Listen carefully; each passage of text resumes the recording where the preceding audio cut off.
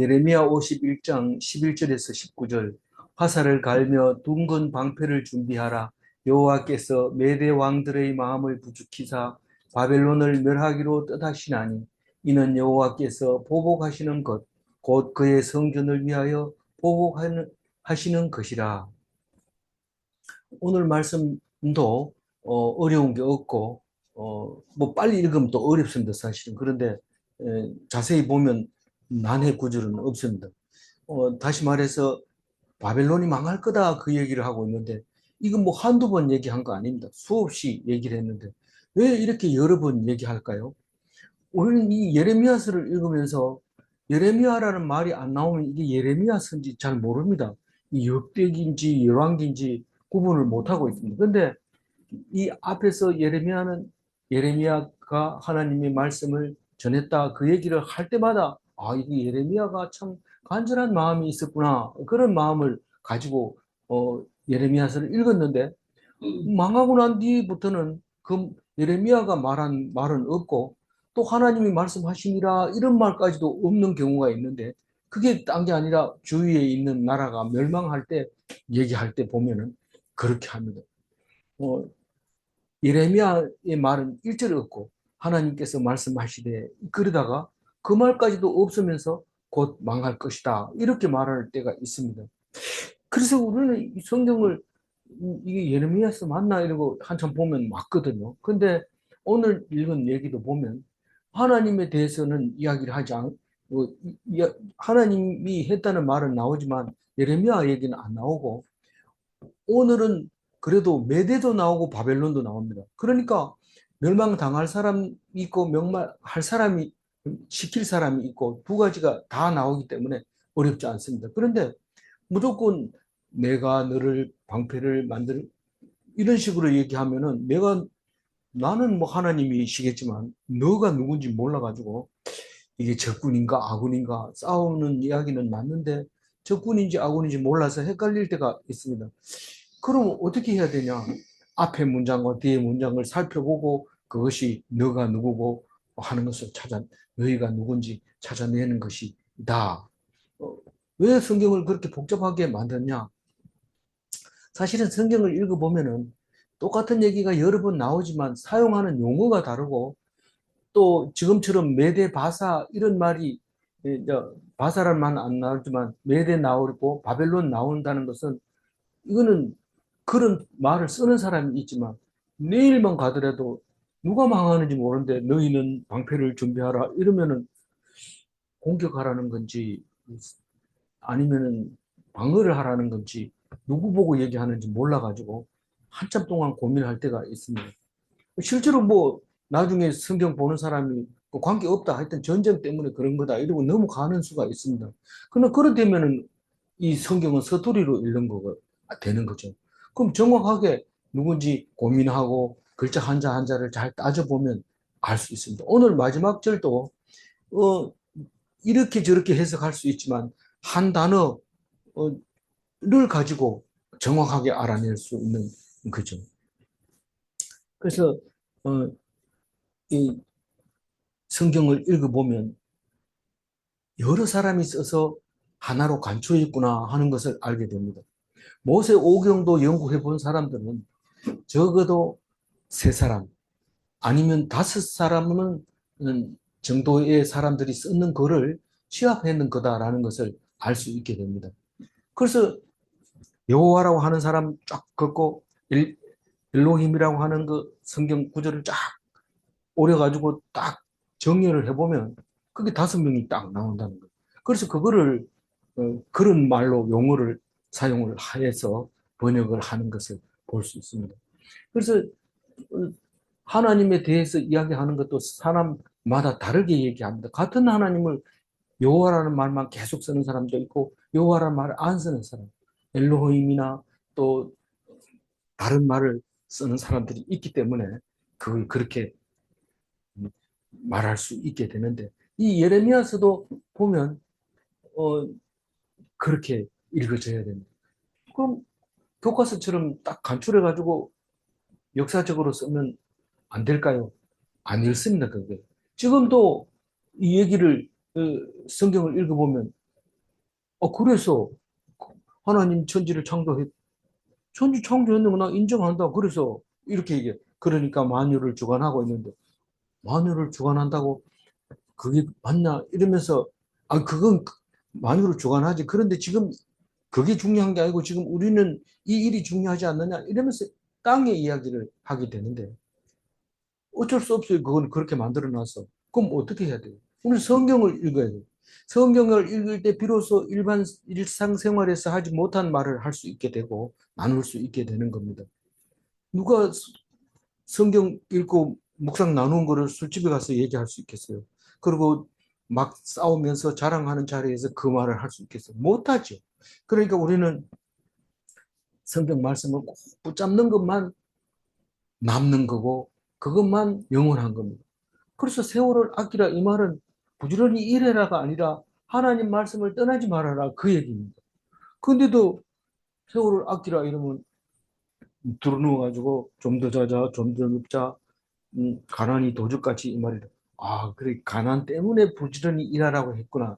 그게 아니고 세월을 낭비하지 말라는 뜻은 하나님에게서 떠나 있는 시간이 다 허비되고 없는 시간이니까 하나님을 떠나지 않는 시간만 하나님이 네가 세월을 아꼈다고 얘기하는 거니까 일어나자마자 성경책 들여다보고 매일 성경 들여다보고 그래야지 네가 잘했다. 실제로 돌이켜 보세요. 돌이켜 보가지고 내가 성경 말씀을 붙들고 가지고 있었을 때만 참 어, 하나님 앞에 부끄러움이 없지. 나머지 부분에 애썼던 거, 돈 모았던 거, 또 사람들 인심 얻으려고 애를 썼던 거 이런 것들은 다 순식간에 사라져버리고 없는 것을 알 수 있습니다. 오늘 이 11절에 화살을 갈며 둥근 방패를 준비하라. 이 그 화살을 갈아야지 방패도 뚫을 수 있어요. 싹 갈아놓으면. 근데 안 갈아놓으면은 팅 하고 튕겨 나옵니다. 둥근 방패는 동그란 원형으로 되어 있다는 그라기보다 이 방패연처럼 앞이 불룩 튀어나와가지고 화살을 맞으면 화살이 탁 옆으로 튕겨 나가게 그렇게 방패를 만들면 좀 약하게 만들어도 되지만 안 그러면 아무리 강한 거라도 평평하게 해놓으면 화살이 정면으로 맞으면 통과하기 때문에 둥글게 만들었는데 무기를 확실하게 잘 준비를 해라 이런 말입니다. 누구 보고 했을까요? 메대를 보고 얘기를 합니다. 여호와께서 메대 왕들을 마음을 부축히사 여기는 부축히사 이랬지만 저 앞에는 왕들의 마음을 충동질하사 격동시키사 이런 말을 씁니다. 이 격동한다는 것은 내 안 그래도 내 박살 내려고 했는데 좋다 우리 한번 하자 이러고 의분이 일어나서 했을 때 격동이라고 하고 부추긴다는 거는 네 그냥 가만히 있지 말고 이제 바벨론도 할 만큼 했으니까 네가 좀 가서 밀어붙이고 네가 해 이러면 그런 마음을 부추긴다고 그러죠. 그럼 어떤 게 좋을까요? 좋고 나쁘기보다는 격동했는 거는 갑자기 마음이 바뀔 수 있습니다. 내가 왜 이렇게 흥분했지? 이렇게 돌아설 수 있지만 이 부추겨 놓으면 이거 건드려 놓으면 안 되기 때문에 죽기까지 바벨론을 공격을 할 겁니다. 근데 메대 사람들은 사실 바벨론을 먼저 공격을 해서 바벨론을 길을 꺾어 놓지만 실제로 정복한 것은 바사 사람들이 정복을 하게 되는 것을 역사적으로 알 수 있습니다. 메대는 아주 중요한 역할을 했지만 누리지는 못하고 바사가 오랫동안 바벨론을 없애고 누리는 것을 볼 수 있는데 그것은 바벨론을 멸하기로 뜻을 세웠기 때문에 하나님이 그래서 하나님께서 보복하시는 것이다. 그 보복이 바벨론이 하나님께 뭘 보복을 잘못했길래 보복합니까? 하나님의 성전을 위하여 보복하시는 것이다. 바벨론이 예루살렘 성전을 파괴했다는 사실을 우리는 잘 알고 읽으면 은혜가 되는 겁니다. 솔로몬 성전, 그 전무후무한 왕이 세운 그 성전을 파괴했다니 너희들은 반드시 벌받아야 해. 그래서 어제는 뭘 했습니까? 정의를 우리에게 보여주신 하나님, 그 하나님이 하시는 일에 대해서 시온에서 말씀을, 하나님의 일을 선포해야 됩니다. 우리는 지금 시온에서, 성경 속에서 하나님이 하시는 일을 말하고 있는 거, 선포하고 있는 거. 그거를 어제 은혜 받았는데 오늘 또 성전을 위하여 보복하신 그 하나님을 말하고 있습니다. 12절 읽어보세요. 바벨론 성벽을 향하여 깃발을 세우고 튼튼히 지키며 파수꾼을 세우며 복병을 매복시켜 방비하라. 이는 여호와께서 바벨론 주민에 대하여 말씀하신 대로 계획하시고 행하신 이로다. 이 11절이나 12절 끝을 보면 분명히 바벨론을 향하여 준비하라는 말을 하고 있는데, 바벨론 성벽을 향하여 깃발을 세우고, 보통은 깃발을 성에다가 깃발을 꼽아 놓으면 바벨론 성의 깃발이 보여야 되는데, 전쟁 때는 깃발을 보고 전쟁터로 나갑니다. 멀고 또 시력이 나빠서 잘 안 보이고 안 들리고 이런데 깃발을 보고 따라가는 거죠. 그거를 이제 전에는 기치를 세우고 이런 말을 많이 썼는데 이제 그런 말을 안 쓰고 이 깃발을 세우고, 기치를 올려라 이러면 깃발을 올리고 많은 사람들이 멀리서 보고 따라올 수 있도록 성벽을 향하여, 그 깃발은 점점 더 바벨론 성벽을 향하여 가고 있고, 튼튼히 지키며 파수꾼을 세우며, 보통 성을 지키는 걸 파수꾼이라 하고 성을 든든히 지켜라 이렇게 얘기하는데, 거꾸로 이 공격하는 사람들을 잘 살피면서 바벨론을 공격하라 이렇게 얘기합니다.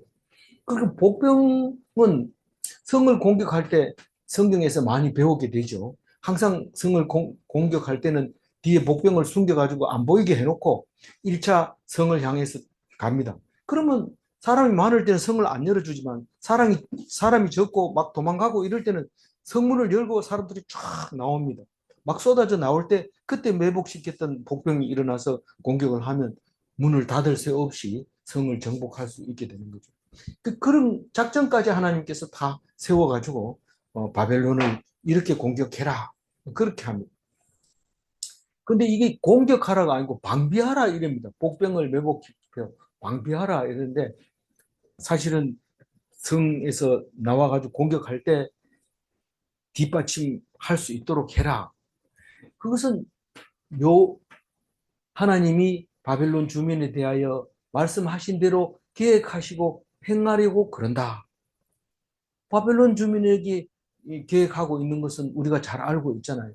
완전히 없앨 거다. 사람이 하나도 안 살게 할 거다. 사람들이 깜짝 놀라게 할 거다. 그게 계획입니다. 13절 읽어볼까요? 많은 물가에 살면서 재물이 많은 자여, 내 재물의 한계 곧 내 끝이 왔도다. 이 바벨론은 두 강, 메소포타미아, 티그리스와 티그리스와 유브라데의 두 강이 흐르고, 그 강 사이에다가 왕궁을 지어 놓으면 자연적 해자가 만들어지고, 거기서 나온 농산물은 풍성하게 만들어주는 그 재물 많은 나라의 대표가 되죠. 그래서 인류의 문명이 거기서 시작이 되잖아요. 제일 먼저 시작된 게 유브라데 문명이고, 그 다음에 이집트 문명이고, 세 번째로 인더스 문명, 네 번째로 황하 문명. 우리 인류의 4대 문명의 발상지를 잘 알고 있잖아요. 거기에 그런 그 바벨론이 힘이 세지니까, 먹고 살만하니까 그 많은 사람들을 불러 모아가지고 전 세계에 흩어져 있는 재물을 또 모아서 있는 사람은 점점 많아지게 그 재물을 모아놨습니다. 그러나 하나님이 만든 모든 것은 다 끝이 있습니다. 그래서 네 끝이 왔도다. 말일이 왔도다. 다른 데는 말일이라 하고 이거는 네 끝이라고 얘기하는데, 재물의 한계가 왔다. 재물의 끝이 왔다. 이제 그렇게 얘기를 합니다. 나눔을 할 때 똑같은 본문을 갖다 놓고 이 사람은 이 말을 쓰고 저 사람은 저 말을 쓰는데, 왜냐하면 엔지니어는 기술적인 얘기하고 물리학자는 물리학에 대해서 이야기를 하고 똑같은 걸 갖다 놓고 다르게 얘기하는데, 와, 그게 이해가 되고 은혜가 되죠.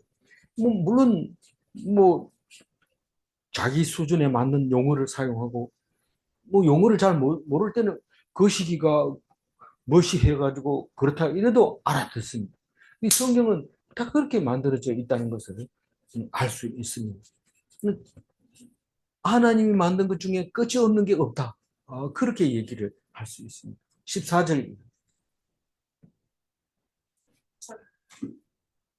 예, 제가 예. 읽을게요. 만군의 여호와께서 자기의 목숨을 두고 맹세하시되 내가 진실로 사람을 메뚜기 같이 내게 가득하게 하리니 그들이 너를 향하여 환성을 높이리라 하시도다.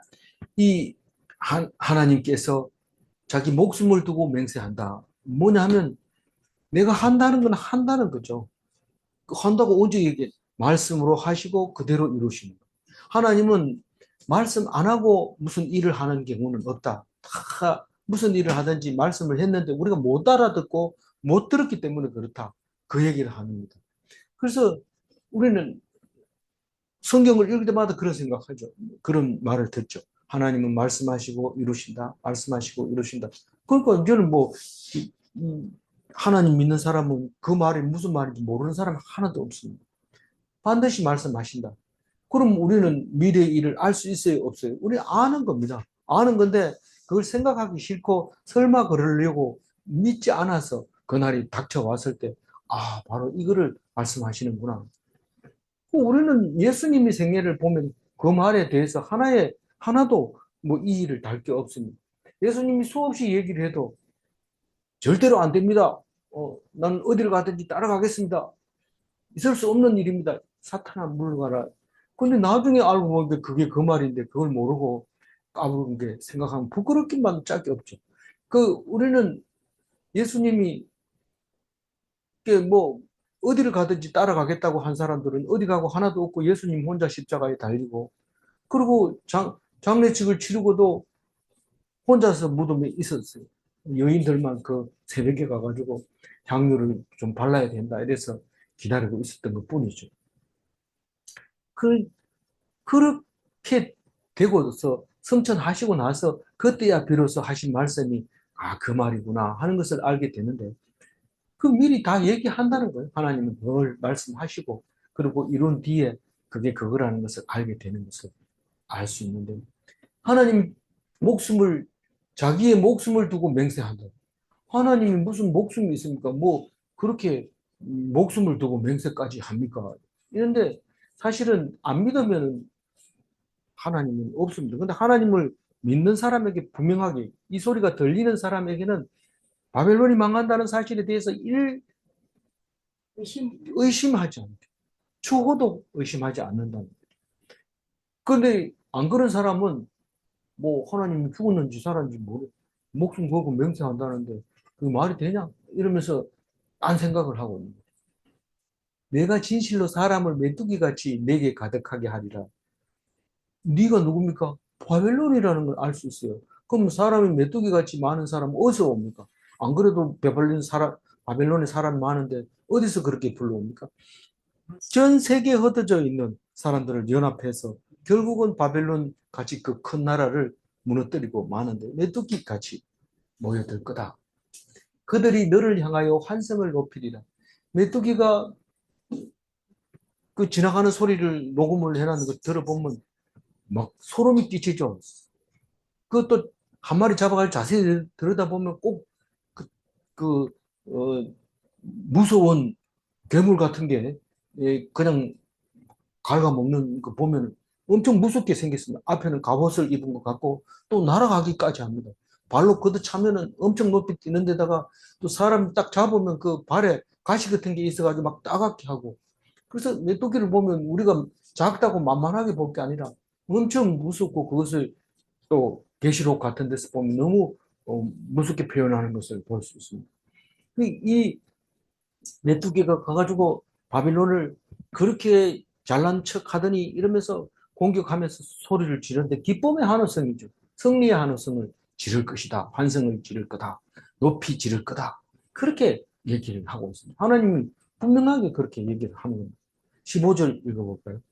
여호와께서 그의 능력으로 땅을 지으셨고 그의 지혜로 세계를 세우셨고 그의 명철로 하늘들을 펴셨으며 이 성경을 읽을 때 믿지 않는 사람은 그래, 땅을 지었는데 어떡하라고 이러면서 자기 일에 집중하게 됩니다. 하나님 땅을 지으신 거하고 내가 오늘 당한 일하고는 별로 관계없어 보여집니다. 근데 믿음을 가진 사람은 딱 보면 이게 뭐 지으시기도 하고 데려가시기도 하는데 내가 이 말씀을 듣고 지금 똑바로 안 듣고 지금 내가 뭐 하고 있나? 그런 생각이 탁 들 때가 있습니다. 들 때가 있습니다. 항상 그렇게 되는 게 아니고. 그 누가 모르는 사람이 누가 있냐? 성경을 아는 사람은 다 알기 때문에 안 읽습니다. 하나님이 땅을 지을 때 무엇으로 지었어요? 능력을 예, 능력으로. 물론 말씀으로 지었죠. 그렇지만 오늘 15절 말씀은 능력으로 지으셨다. 그리고 세계를, 세계가 이렇게 바벨론도 살고 아수르도 살고 막 이렇게 나라를 만드는데 뭘로 그렇게 나라를 세웠을까요? 하나님의 지혜로 세운 거. 이럴 때는 이렇게 이런 마음을 주고 이럴 때는 이런 마음을 주고 심지어는 그 몸속에서 나는 호르몬 뭐 도파민, 아드레날린 뭐 이런 것들을 하나님이 딱 주는데 우리는 뭐 오메가3 뭐 이런 거 가지고 그걸 만들려고 애를 쓰지만 사실 하나님은 지혜가 있기 때문에 딱 하면 딱 생기는 겁니다. 그래서 멀쩡히 있다가도 갑자기 일어나가지고 싸움질 해가지고 나라를 세우기도 하고 갑자기 서 있는 거를 쳐서 무너뜨리기도 하고 하나님이 하시는 거예요. 우리가 하는 것처럼 쭉 기도하고 이러는데 기도해가지고 만약에 된다면은 그건 뭐 아니죠. 그건 하나님의 기도가 아닙니다. 그럼 우리가 목적을 달성하기 위해서 기도하는 거는 기도가 아닙니까? 아니죠. 그거는 기도가 아니죠. 기도를 하는 거 여태까지 그래 해왔기 때문에 그걸 기도라고 인정 안 하면 이상하게 들릴지 모르지만 하나님께 기도하는 것은 내가 이런 일을 앞두고 하나님 겁먹고 있습니다. 이 일을 위해서 하려고 하고 있는데 그게 옳습니까? 하고 기도할 때 하나님은 분명히 대답해 줍니다. 내가 그 이미 결정을 해놨죠. 하나님이 다 결정해 놓고 우리는 모르니까 기도를 하는 거죠. 그럴 때 하나님이 만약에 이렇게 됐다면 이런 것을 내가 알게 되면 그것은 무슨 뜻으로 그렇게 했는지 알겠습니다. 그리고 또 저렇게 됐을 때는 또 저렇게 했을 때 하나님이 내게 뭘 주려고 하는 것인지 알겠습니다. 기도를 하면 그 대답을 들을 수 있어요. 근데 그거를 안 하고 어떻게든지 이번에 돼야 된다. 뭐 이것은 꼭 해야 된다. 만약 이렇게 기도한다면 그거는 차라리 절에 가서 기도 드리는 게 훨씬 낫다고 생각해요. 왜냐하면 하나님을 우리 종처럼 그렇게 내가 하고 싶은 대로 해 주기를 기대하면 그건 죄거든요. 근데 절에 가서 하는 거는 하나님을 떠난 것은 죄긴 하지만 그렇게 모독적이지는 않습니다. 하나님. 그래서 우리는 기도할 때 맨손으로 가서 기도하는 게 아니고 성경을 읽어보고 그 기도 제목을 갖다 놓고 성경 말씀에서 해석이 되었을 때 그게 기도를 하는 것이지 성경 없이 기도하는 것은 차라리 딴 데 가서 해라 그렇게 말할 수 있는 겁니다. 그래서 하나님의 하늘을 딱 펼 때 하나님 뭐 구릿빛으로 뭐 하늘을 짓기도 하고 하늘이 문을 지기도 하고 이런데 그 하늘을 펼 때 명철로 하늘을 세웠다.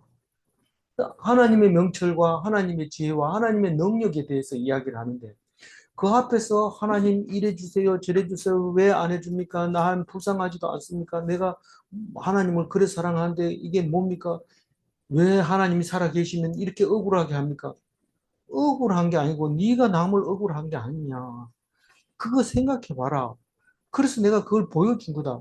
그게 들리면 땅을 치고 통곡하면서 하나님 앞에 매여서 죽겠습니다. 살려주시면 감사하겠습니다.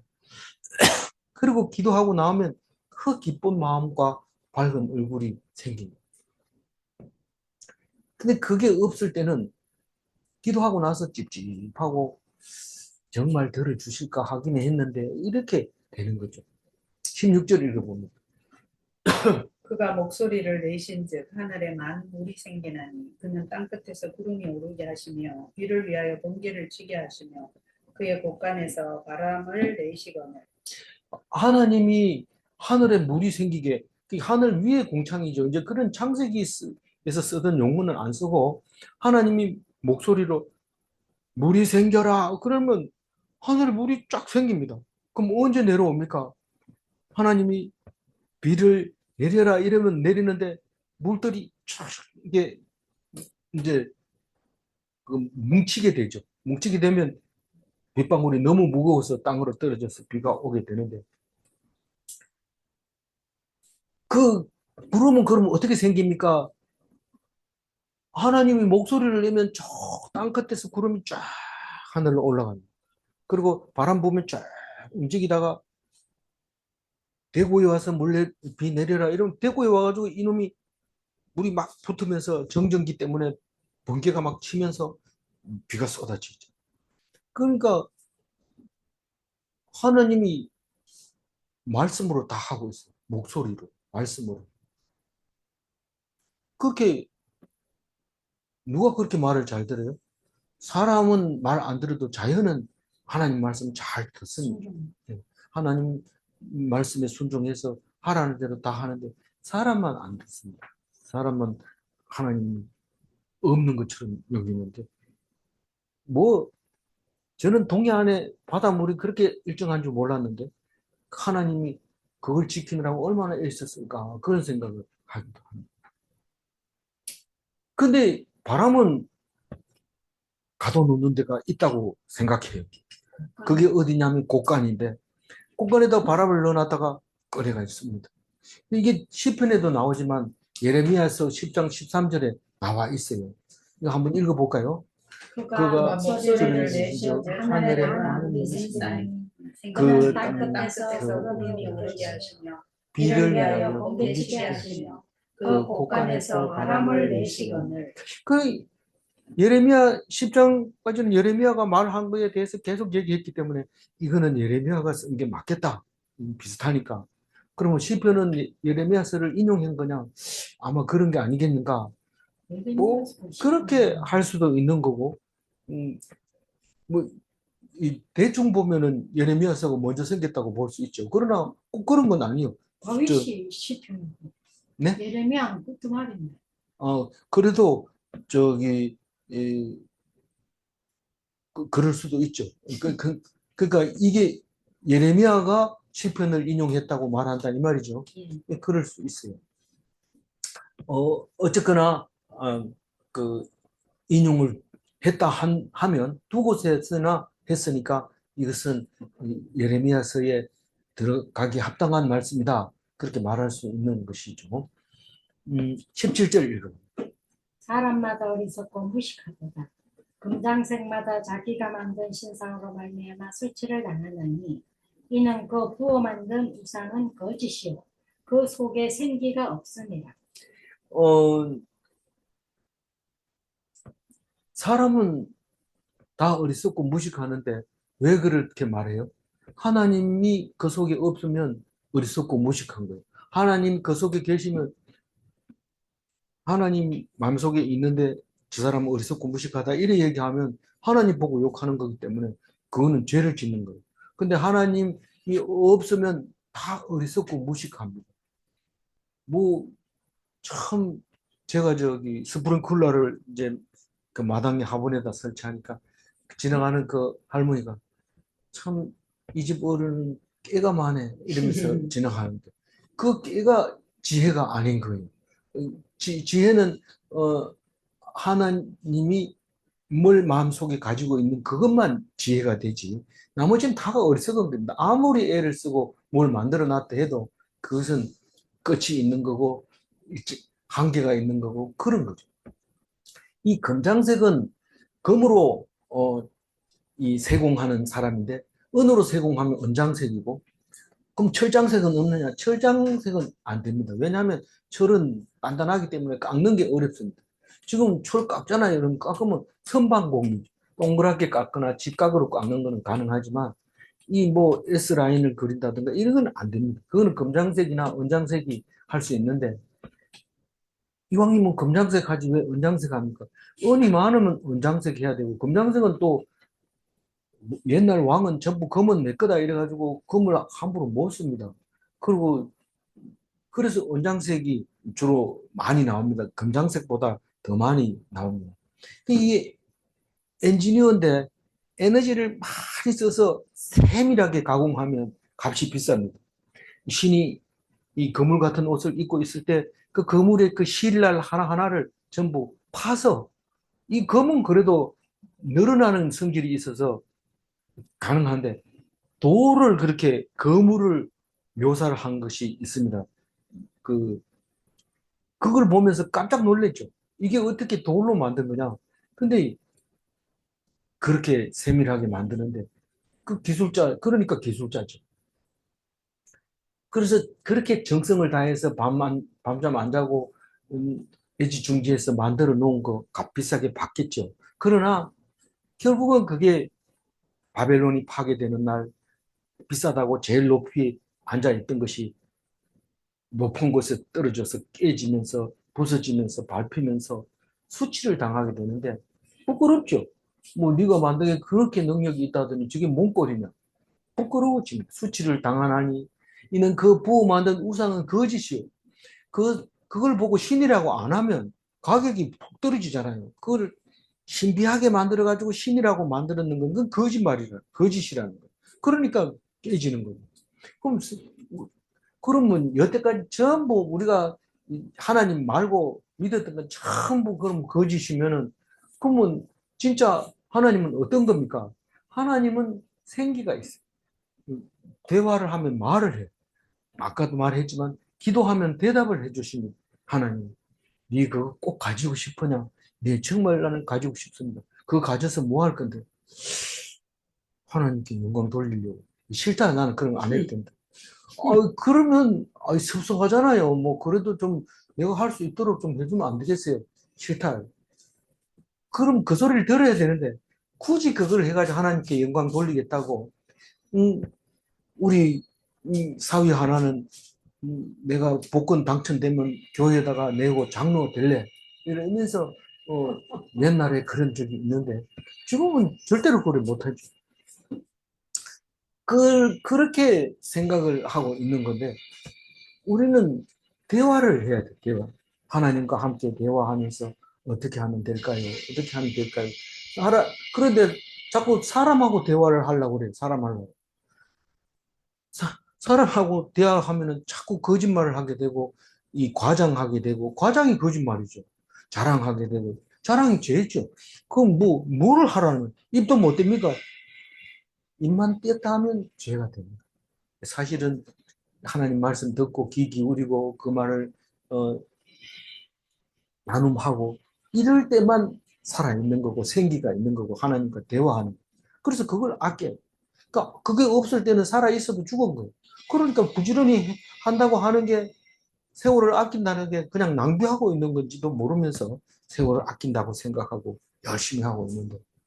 그래서 부자 되려고 열심히 하고 잠 안 자고 이러지 말고 새벽 늦게 잠 좀 자세요.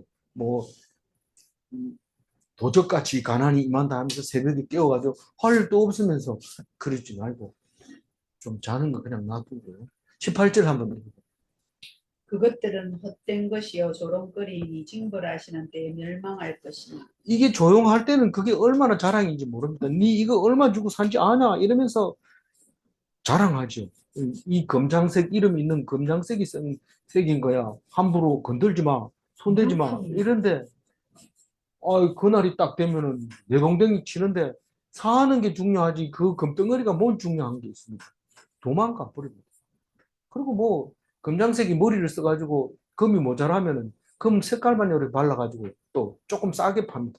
그럼 가짜인지 알지만 딴 사람이 보면 잘 모른다 이러면서 그것도 비싸게 또 집에 갖다 놓고 자랑하는데 딱 던지니까 퍽퍽 깨지는데 그게 뭐 금이냐.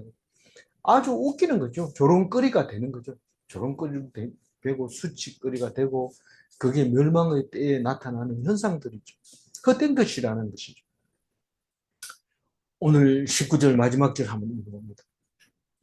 야곱의 본깃은 그와 같이 아니하시니 그는 만물을 지으신 분이요 이스라엘은 그의 소유인지 팔아 그의 이름은 만군의 여호와이십니다.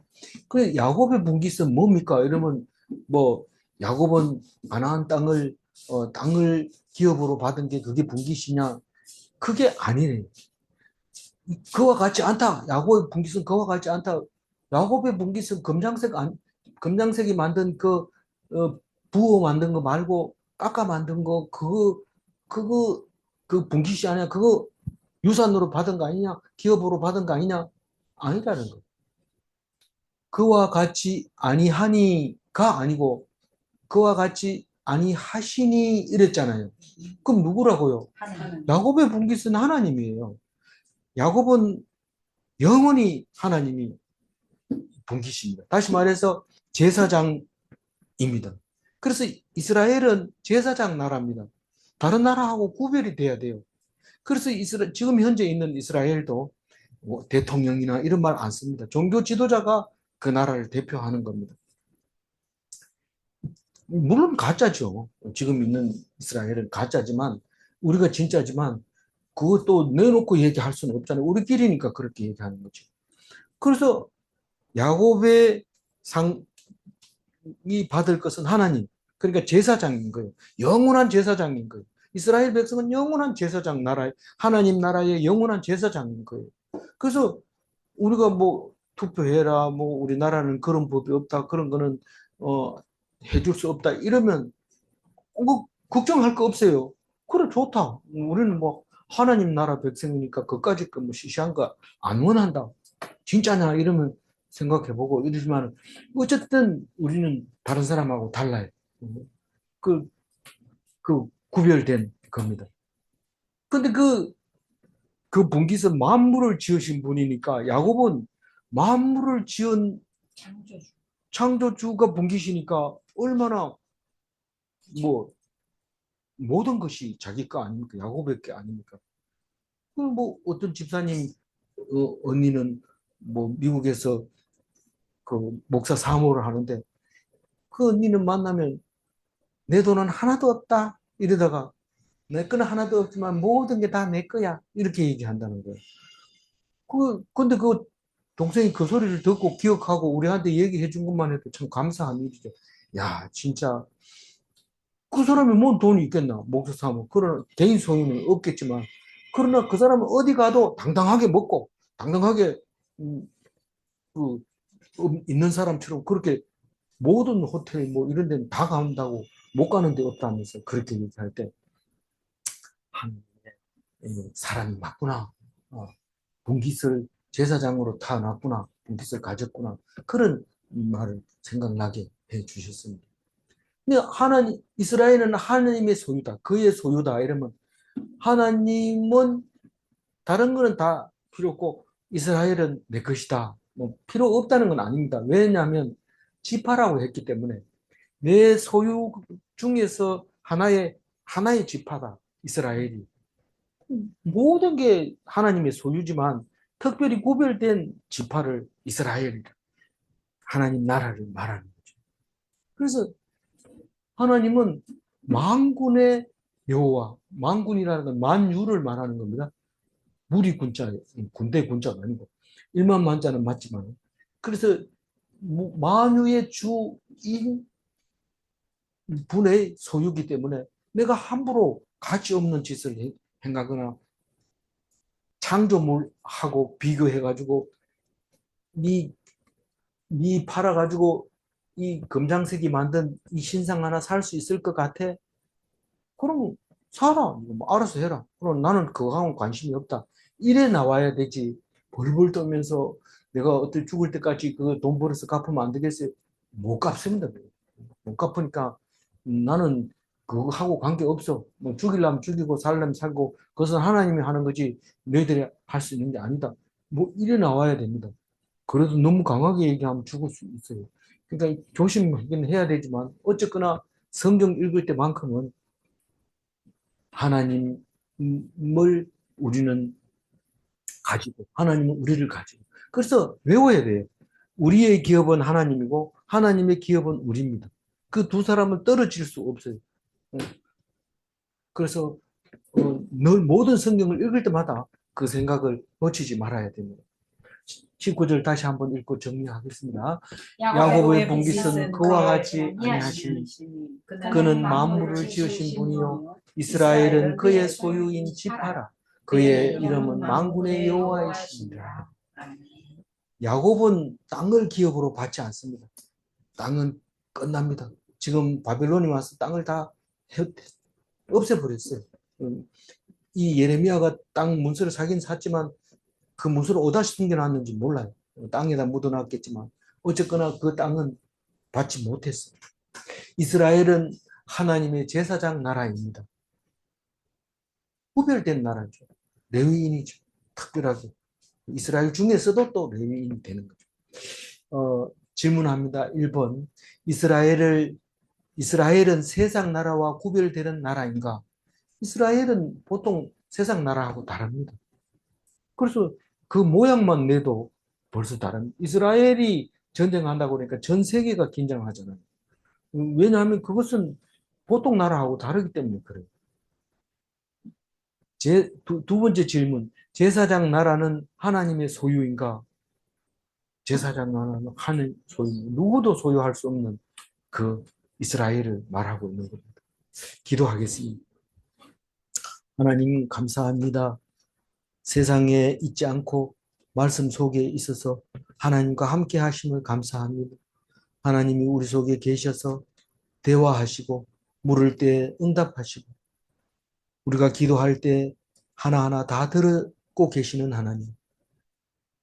우리는 CCTV로 한쪽 면만 보지만 하나님께서는 뒷면까지 속까지 마음까지 다 알고 계시는 하나님인 것을 믿사오니 주여 우리와 함께 하셔서 세상 사람들과 구별되게 하시고 그들을 어려움에서